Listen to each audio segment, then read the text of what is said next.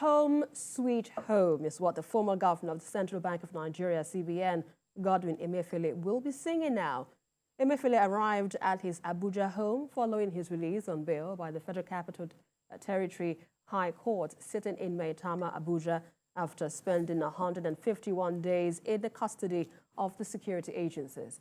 The court ordered his release from detention and directed him to surrender all his international travel documents, pending his arraignment before another court on the 15th of November. Let's share this story with you, our correspondent, Celestina Iria. After 151 days in the custody of the federal government security agencies, a high court of the federal capital admitted the former governor of the Central Bank of Nigeria, Godwin Emfiele, to conditional bail. This is as a result of the fundamental rights enforcement suit filed by the former CBN governor challenging his unlawful detention. The federal government, in opposing the bail application, had told Justice Adeniyi that the former governor of the CBN will be arraigned on the 15th November 2023. The AGF, through his counsel, noted that it will be difficult to bring Mr. Emefiele to court if he is released on bail. The EFCC on the part noted that Mr. Emefiele is not being held arbitrarily. When Mr. Emefiele is arraigned on the 15th November, he can apply for bail. The anti-graft agency also noted that Justice Hamza Mwazu, who is the presiding judge in the case of alleged illegal procurement of vehicles filed against Mr. Emefiele, had asked that Mr. Emefiele be brought to court on 15th November for arraignment. Mr. Emefiele, in his response through his counsel, noted that the charge being referred to by the AGF was filed in August.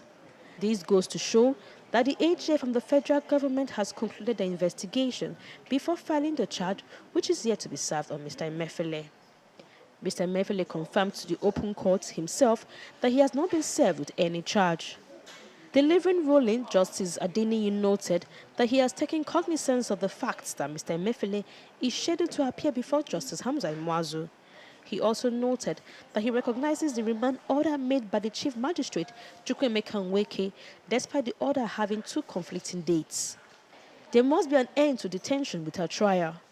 Justice Adeniyi subsequently released Mr. Emefiele on bail to his counsel. The court has granted bail, and the court has said he should be in court on the 15th. He is going to be in court on the 15th. Our duty is to ensure that he is in court, to advise him to. That's all. Mr. Emefiele will tentatively be arraigned on 15th November on a 20-count charge of illegal procurement of over 98 vehicles and armored buses to the tune of 9.6 billion naira. Celestina Iria, TVC News, Abuja. Well, Chris, you've just seen the report by our correspondent, Celestina Iria. But, you know, after 151 days in detention, the former CBN governor finally can breathe, you know, free air, if I would say that, use that language. But what would you make of the scenario that played out from his suspension to his arrest up to this point? What do you make of everything that played out? Well, at times, you know, we look at Nigeria, some people just describe what happens in Nigeria once in a while as a Charlie Boy show. On Charlie Boy show, anything can happen. Yes, the authorities have the right to suspend the CBN governor, as it were. The president has the right to suspend him. Sacking him was what was the issue, whether the president can sack him, whether he has to be sacked through other means and the rest of that. But what is at stake here is morality and law. In law, we are told that law is different from morality. Okay, moral aspect of it is that many Nigerians are not happy with the former CBN governor. We just finished talking about the issue of the naira and what some Nigerians went through to be able to access that money. Something that we ought to access easily. For the first time in the history of Nigeria, we saw the changing of currency, and people were practically, it's just like, in fact, it got to a point that the naira, it is much easier to get a dollar than getting naira, and it became a problem. The way and manner, yes, there's nothing wrong in changing the CBN Act gives the CBN the right to change currency, reprint currency. It is within the right of the CBN. But the issue is that how did they go about it without necessarily putting undue hardship on Nigeria? And the CBN, part of what we were told, it's because of elections. Some people are going to use it for election purposes. No, it's going to be so. We want to. Then they also talk about terrorism. That, what we have with this, that there will be a drastic reduction in terrorism acts in Nigeria. Did it happen? It didn't happen. So, and that is the part. The second part is that ordinarily, by the basis of the Nigerian Constitution, 1999 Constitution of Federal Republic of Nigeria, as amended, every Nigerian, anybody arrested by the police or any authority, if you don't charge the person to court within 24, 48 hours, he has the right to be released. And that is what happens. In most other crimes, what they do is they do their investigation. When they pick you up, straight to court. But here, what happens is that our security agencies pick you up and start looking for evidence. And that is the issue. So, for Emefiele to have stayed in course of 151 days, it is totally out of place. That means, one, either the security agencies were not able to do a thorough job in finding out and making sure that we are able to gather enough evidence to be able to prosecute him, or there are some other issues. But don't forget that at a point, he was released. He was granted bail by the court. And the DSS went to that same court and bundled him off against the ruling of the court. So that became a very big issue. But finally, it's a breed of freedoms of some extent, but it's still coming back to court again, because the issues being raised has not been dealt with, and that is where the issues. But for now, it's bringing some side already. But if I may say this, he did not, former governor Emefiele, perform effectively below every expectation. So are you justifying the times they spent in No, I say that I think it's right. I say it is wrong. I say that he has the right within 24 to 48 hours to be released. Right. That is what the Constitution says.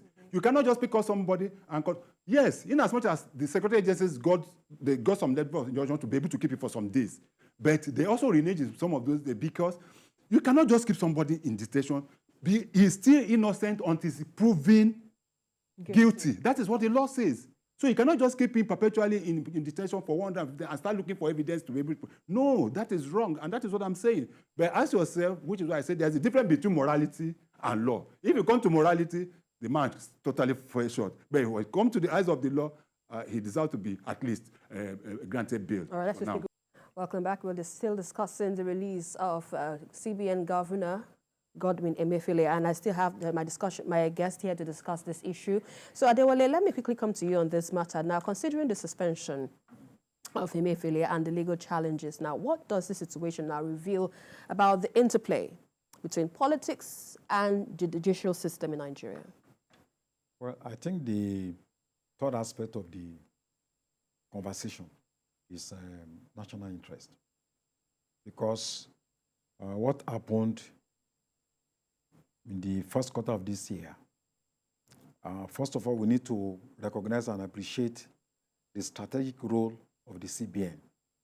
The role the CBN plays in the political economy, in the life of individuals, our living and our death. Most of the time economically depends, in fact, largely on what the CBN does. Now, the policies that were carried out earlier this year had chain reactions.